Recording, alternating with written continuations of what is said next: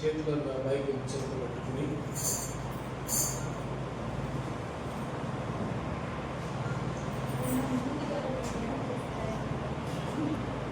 పరిశుద్ధ గ్రంథము బైబిల్ గ్రంథము పరిశుద్ధాత్మ ప్రేరణతో రాయబడిన దేవుని వాక్యము. యేసయ్యా యేసయ్యా యేసయ్యా యేసయ్యా ఆదియందు వాక్యము దేవుని యొద్ద ఉండెను, వాక్యము దేవుడే. యేసయ్యా యేసయ్యా యేసయ్యా యేసయ్యా ఆ వాక్యము శరీరధారి కృపా సత్య సంపూర్ణుడుగా మన మధ్య నివసించెను. యేసయ్యా యేసయ్యా యేసయ్యా యేసయ్యా నీ వాక్యము నన్ను బ్రతికించెను, నా బాధలో నెమ్మదినిచ్చెను. నీ వాక్యము వెలుగై ఉన్నది. యేసయ్యా యేసయ్యా యేసయ్యా యేసయ్యా పరిశుద్ధ గ్రంథము బైబిల్ గ్రంథము పరిశుద్ధాత్మ ప్రేరణతో రాయబడిన దేవుని వాక్యము. జకరియా గ్రంథం 9వ అధ్యాయం 9వ వచనాన్ని చదువుకుందాం. జకరియా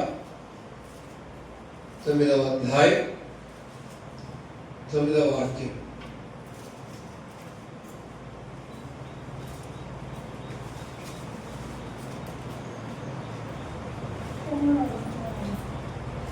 తొమ్మిదవ అధ్యాయం 9వ వాక్యం. సియోను నివాసులారా బహుగా సంతోషించుడి,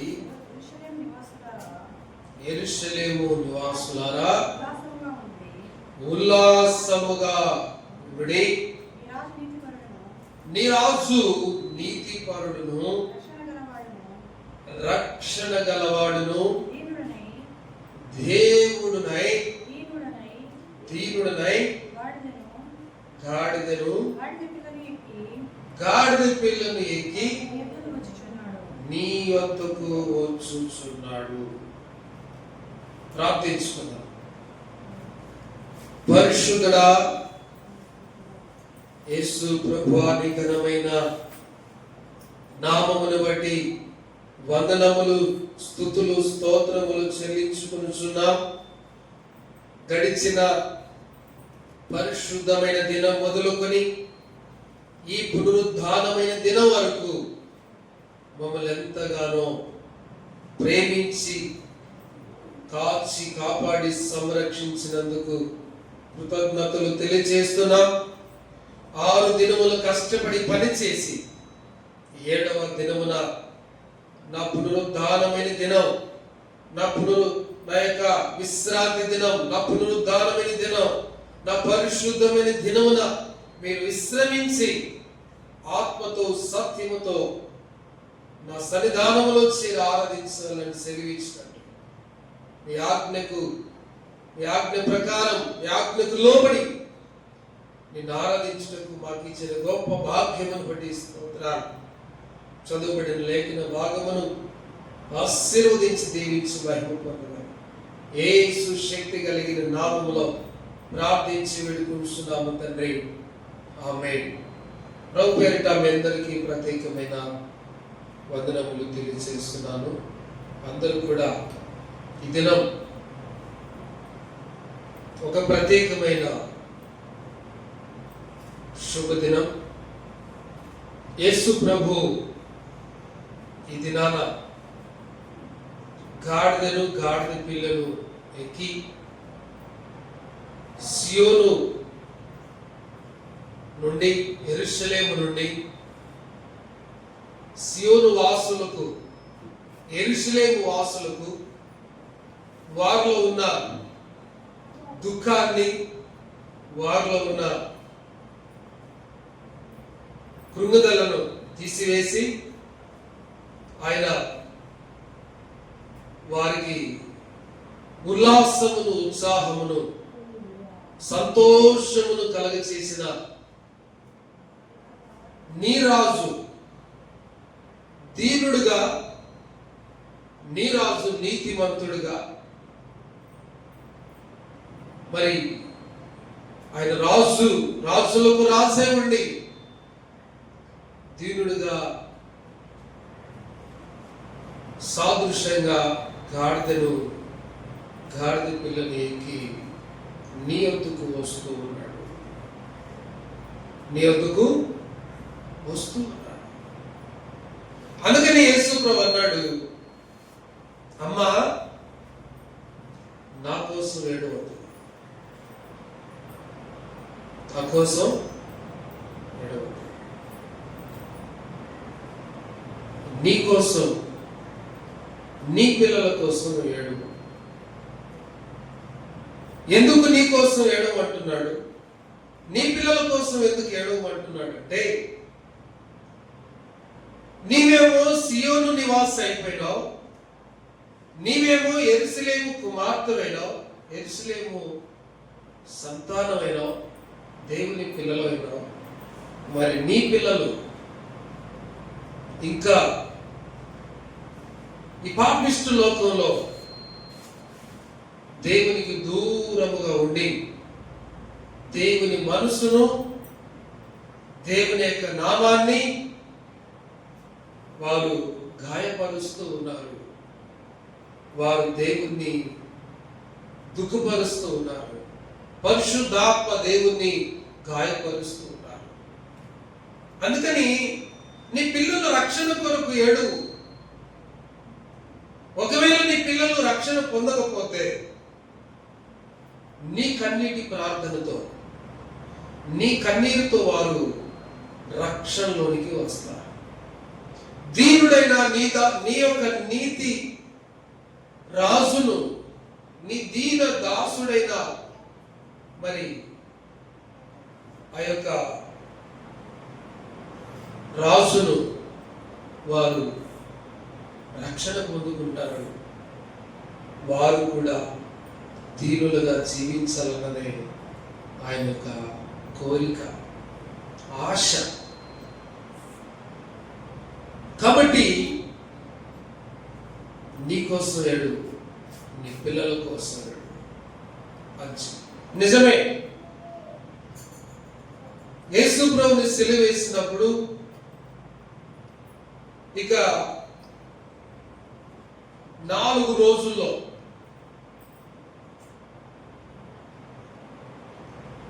రోజుల్లో ఆయన్ను సిలువను వేసి చంపుతారనగా ఒక 4 రోజులకు ముందు ఆయనను యెరూషలేమంతా కూడా జయధ్వనులతో, చప్పట్లతో, స్తుతి కేకలతో, ఆర్భాటముతో, గంభీర ధ్వనితో, సితారతో, వాయిద్యములతో ఆయనను స్వాగతం పలికారు. సిలువకు ఎక్కడికి పంపించారు? సిలువకు స్వాగతం పలికారు. మనము పొందవలసిన సిలువను ఆయనకు స్వాగతం పలికారు. కరెక్ట్గా 4 రోజుల తర్వాత 5వ దినం యేసు ప్రభు మరణించిన దినం. దీనిని ప్రపంచమంతటా కూడా ప్రతి దేశంలో ప్రపంచమంతటి కూడా సెలవు దినాన్ని ప్రకటించారు. ఆ దినం పేరు కూడా శుభ శుక్రవారం, గుడ్ ఫ్రైడే అని ప్రకటించడం చరిత్రలో లిఖించబడింది. క్రైస్తవులకి 3 పండుగలు చేసుకుంటారు. చెప్పండి, ప్రభు నమ్మిన ప్రతి ఒక్కరూ 3 పండుగలు చేస్తారు సంవత్సరానికి. చెప్పండి, ఎన్ని పండుగలు చేస్తారు? 3. ఒకటి, యేసు ప్రభు పాపుల కొరకు పశువుల పాకలో జన్మించినప్పుడు క్రిస్మస్ గా డిసెంబర్ 25వ తారీఖున ప్రపంచమంతా కూడా సెలబ్రేట్ చేస్తుంది, ఆనందిస్తుంది. మరి అనేకులకు అన్నదానం చేస్తుంది, వస్త్రదానం చేస్తుంది. అలాగే అనేకులకు సువార్తను ప్రకటిస్తుంది. రెండో పండుగ ఈ దినం తర్వాత మనకు శుక్రవారం 18వ తారీఖు పగలే, ఇప్పుడు ఈ విధంగా మనం ఆరాధన ఇప్పుడు ఎట్లా పాల్గొన్నాము ఆ విధంగా ఉంటుంది ప్రార్థన శుక్రవారం. గుడ్ ఫ్రైడే ఏప్రిల్ 18వ తారీఖుని ఏం చేస్తాం? యేసు ప్రభు యొక్క ఆయన సిలువ వేసి చంపిన దినం, సిలువ వేయబడిన దినం, గుడ్ ఫ్రైడే, మరణించిన దినాన్ని గుడ్ ఫ్రైడే. ప్రతి క్రైస్తవులు తల్లిదండ్రులు, అన్నదమ్ములు, అక్కచెల్లెలు, కొంతమంది తాత ముత్తాతలు మనకంటే ముందుగా ప్రభు నమ్ముకుని బాప్తిసం తీసుకుని మరణించిన వారి యొక్క సమాధుల్ని ఈ 2-3 రోజుల్లో వారు ఏం చేస్తారంటే వెళ్ళి ప్రార్థన చేసి వారిని జ్ఞాపకం చేసుకొని మరి వారికి నివాళులు అర్పిస్తూ ఉంటారు. ప్రార్థనలు ఆదరణ ప్రార్థన చేస్తూ. దీన్ని సాదృశ్యం ఏంటంటే యేసు ప్రభు అన్నాడు, ఏమన్నాడంటే, మీరు సున్నము కొట్టిన సమాధుల వలె ఉన్నారు. పైనేమో తెల్లగా ఉంది, లోపల సమాధులు తవ్వి చూస్తే కుళ్ళిపోయిన ఎముకలు కనపడతాయి. అలా మనం క్రైస్తవులుగా ఉండకూడదు. కానీ ఎలా ఉండాలంటే జీవము కలిగిన దేవుణ్ణి ఆరాధిస్తున్న మనం, సర్వశక్తి కలిగిన దేవుణ్ణి ఆరాధిస్తున్న మనం, మన పితరుల దేవుడు అబ్రహాము దేవుడు, ఇస్సాకు దేవుడు, యాకోబు దేవుడు, దావీదు దేవుడు, మోషే దేవుడు, ఏలియా దేవుడు, మన పితరుల దేవుడు, నీకు నాకు చాలని దేవుడు. ఆయన మాట్లాడే దేవుడు, ఆయన మాట్లాడే దేవుడు. కాబట్టి మనం ఎలా ఉండాలంటే నిరుత్సాహముతో ఉండకూడదు, బాధతో ఉండకూడదు, వేదనతో ఉండకూడదు. ఎలా ఉండాలంట? ఉల్లాసముతో, సంతోషముతో ఏం చేయాలంటే మనం ఆయనను ఆరాధించాలి. ఈ విధంగా మీకు లాగానే చాలా మంది మౌనంగా ఉంటే, నిరుత్సాహంలో ఉంటే ఏమన్నాడు తెలుసా ఆయన? మీరు మౌనముగా ఉండవద్దు.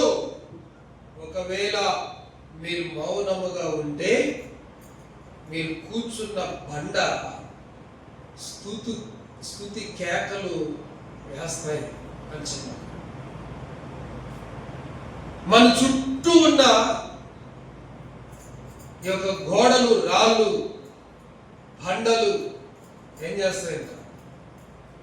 స్తుతి కేకలు వేస్తాయి అని చెప్పారు.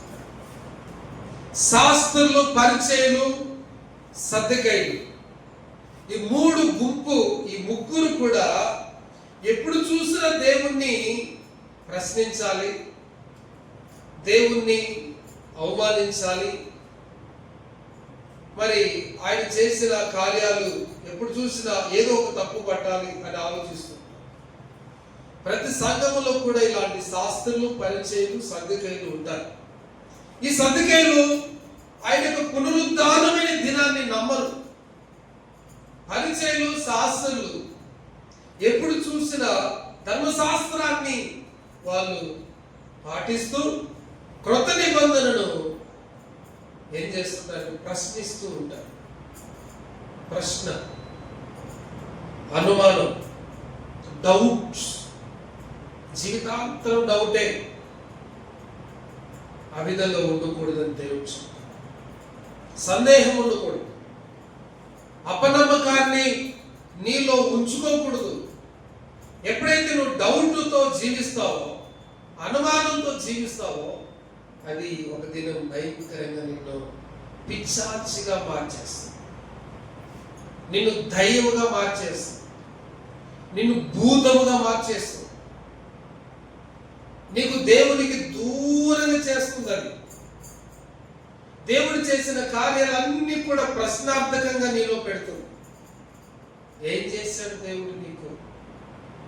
నువ్వు దేవుని నమ్ముకున్నావు, ఆదివారం దేవదూతలాగా దేవుని దగ్గరికి వెళ్తావు, నీ కష్టం పోలా, నీ దుఃఖం పోలా, నీ పిల్లలు నీ మీద తిరుగుబాటు చేశారు, నీవేమో పిల్లల్ని కని పెంచి పెద్ద చేశావు, వారు గొప్పవారై పెద్దవారై నీ మీద తిరుగుబాటు చేస్తున్నారు. ఇవన్నీ కూడా అనేక ప్రశ్నలు వస్తున్నాయి. కానీ దేవుడు ఇక్కడ ఏమంటున్నాడు? నీ రాజు ఎలాంటి వాడు అంటే ఆయన చెప్పండి, సాత్వికుడు. ఎలాంటి వాడు? రాజు గుర్రం మీద కదా రావాలి, మరి గాడిద మీద వస్తున్నాడు ఏంటి అని మనం అడగవచ్చు. గాడిదకు గుర్రాలకు ఒక తేడా ఉంది. గుర్రం ఎలా ఉంటుంది చెప్పండి? గుర్రాలకు ఉన్న స్వభావం చెప్పండి. దానికి సాత్వికం అనేది ఉండదు. గుర్రానికి, గాడిదకి ఏముంటుందంటే ధీరత్వం ఉంటుంది. అందుకని దేవుడు నిన్ను శుక్రవారం కూడా ఈ మాట దేవుడు జ్ఞాపకం చేశాడు మనకి. ఏమని? మిమ్మల్ని నేను తోడేళ్ళ మధ్యకు పంపిస్తున్నాను. గొర్రెపిల్లను పంపినట్టుగా తోడేళ్ళ మధ్యలోనికి నేను పంపిస్తున్నాను. తోడేళ్ళు ఏం చేస్తాయి?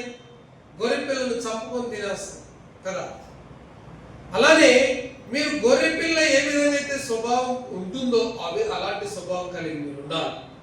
ఒక కసాయి వాడు గొర్రెపిల్లను మరి సంతలో కొనుక్కొని దాన్ని వధించడానికి తీసుకొని పోతున్నప్పటికీ నీకు కూడా ఈ యొక్క గొర్రెపిల్ల ఏం చేస్తుంది? వాళ్ళని నమ్ముతుంది, నమ్మి పరిగెత్తుకొని పోతుంది వాడి వెంట. కానీ ఆ గొర్రెపిల్లకు తెలియదు, నన్ను ఆదివారం వస్తే చంపేస్తాడు కదా, తెలియదు. అదే మనం పెంచుకునేటప్పుడు ఒక గొర్రెపిల్లను మనం తీసుకుని వచ్చేటప్పుడు ఏం చేస్తుంది? మన దగ్గరికి తాడు పట్టుకొని లాక్కొని రావాలి. మనం లాగినప్పుడు రాదు, మొండికేస్తుంది. అందుకని ఇక్కడ ఒక ఉదాహరణ ఏం అర్థమవుతుందంటే, దీనుడైన నీ రాజును మనం, నీతిమంతుడైన రాజును మనం నమ్మం. కానీ అపవాదైన సాతానుడు గర్జించు సింహం వలె ఎవరిని మిరింగుదునా అని చెప్పి ఎదురు చూస్తున్న వాడిని మనం ఏం చేస్తాం చెప్పండి? నమ్మేస్తాం. నమ్మి బాధలు తెచ్చుకుంటాం, కష్టాలు తెచ్చుకుంటాం, ఇరుకులు తెచ్చుకుంటాం, నిందలు తెచ్చుకుంటాం, బాధలు తెచ్చుకుంటాం. ఎన్నెన్ని మాటల వల్ల అన్నప్పటికీ కూడా అనిపించుకుంటాం. కానీ నీ రాజు ఎలాంటి వాడంటే ఆయన నీతిమంతుడు. చెప్పండి, నీతిమంతుడు. ఆయనకు ఎన్ని క్వాలిటీస్ ఉన్నాయి ఇక్కడ? ఒకటి నీతిమంతుడు, రెండవది దీనుడు, మూడవది ఆయన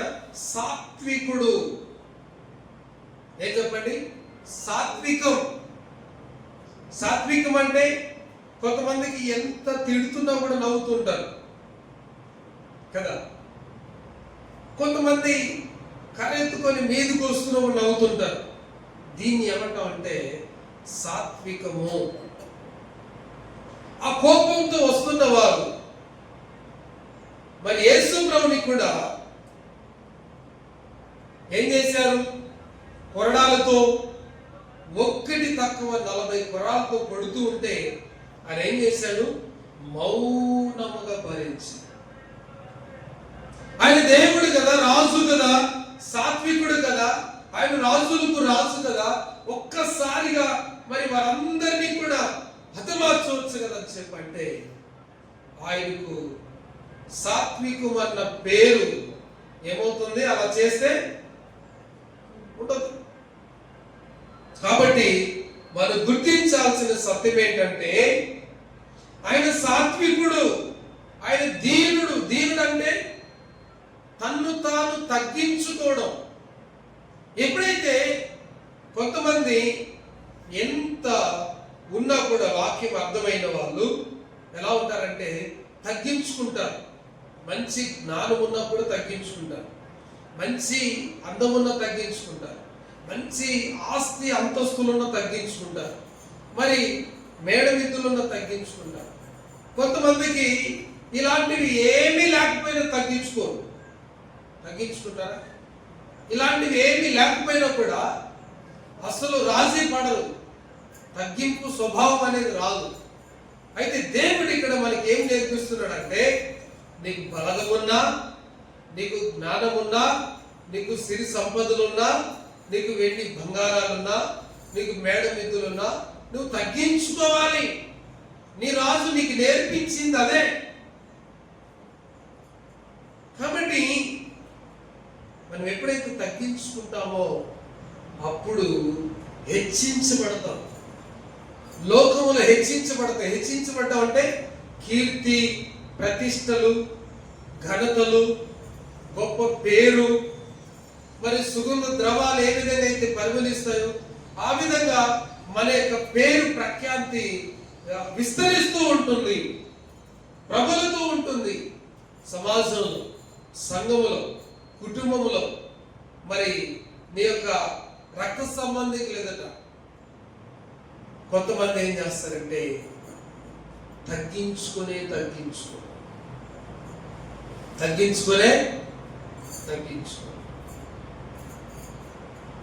ఈ విధంగా తగ్గించుకోకుండా జీవించే వారు ఎలా ఉంటారంటే అనేక నష్టాలు ఎదుర్కోవాల్సిన పరిస్థితి వారికి ఎదురవుతుంది. రకరకాల ప్రాబ్లమ్స్ వస్తాయి గర్వం ఉంటే. అందుకని దేవుడు అన్నాడు, నాశనమునకు ముందు గర్వము నడుస్తుంది అన్నాడు. ఏం నడుస్తుందంట? గర్వం. వాడుకు కొవ్వు ఎక్కడుందంట? కళ్ళుకి ఎక్కినాయని చెప్పంటాం గర్వం. ఆ విధంగా గర్వం ఏం చేస్తుందంటే నాశనం చేస్తుంది. ఆరోగ్యాన్ని, నీకున్న జ్ఞానాన్ని, నీకున్న పేరు ప్రతిష్టల్ని, నీకున్న ఐశ్వర్యాన్ని, నీకున్న గొప్ప పేర్లు, నీకున్న అంతస్తులన్నిటిని కూడా నాశనం చేస్తుంది గర్వం. అదే తగ్గింపు, విధేయత, దీనత్వం ఏం చేస్తుందంటే ఘనతకు ముందు వినయము నడుచును అని రాశాడు. అంటే నువ్వు ఘనత పొందాలా, నువ్వు హెచ్చించబడాలా, అన్నిటిలో అభివృద్ధి చెందాలి, అన్నిటిలో ఆశీర్వాదం పొందాలి అంటే ముందు ఏం కనపడుతుందంట? వినయం కనపడుతుంది. వినయం. ఈ వినయము ఎక్కడైనా డబ్బు ఇచ్చి కొనుక్కోవచ్చా అంటే కొనలేము. కొంటామా? నిన్న ఆదివారం మనం ఒక ఉదాహరణ విన్నాం. ఏమని? ఇక్కడ తెలివి అమ్మబడను. అలాగే దేవుని యొక్క సన్నిధిలో సమస్తము కూడా ఉచితంగా దొరుకుతాయి. ఉచితముగా వినయము, విధేయత. ఎప్పుడైతే మన వినయాన్ని మనం నేర్చుకోగలుగుతామో, విధేయత ఎప్పుడైతే మనం నేర్చుకుంటామో, అప్పుడు ఏం కలుగుతుందంటే గొప్ప ఆశీర్వాదాలు మనకు కలుగుతాయి. యేసు ప్రభువును మోస్తున్న గాడిద ఎంతగా తగ్గించుకునిందంటే మిగిలిన గాడిదలన్నీ కూడా వచ్చి యేసు ప్రభువును మోస్తున్న గాడిద దగ్గర అరుస్తున్నాయంట. ఏమని అరుస్తున్నాయంట చెప్పండి. ఇంత గొప్ప పేరు వచ్చింది నీకు, ఇంత గొప్ప ఘనత వచ్చింది నీకు, మరి నీ కాళ్ళు మట్టికి అంటకుండా